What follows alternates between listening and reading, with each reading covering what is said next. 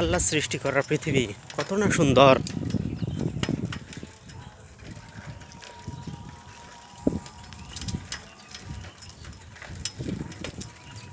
মাশাআল্লাহ, কত সুন্দর খেজুর গাছ, তাল গাছ।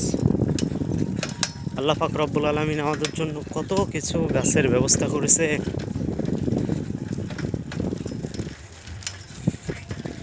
এটাই আমাদের যশোর।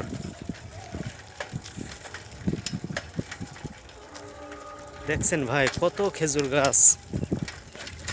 সত্যি আমাদের যশোর জেলাটা খেজুর গাছে রসের দিক থেকেই বিখ্যাত। হ্যাঁ, তবে ভুলবেন না যেন ফুলের দিক থেকেও আমাদের যশোর জেলা সেরা।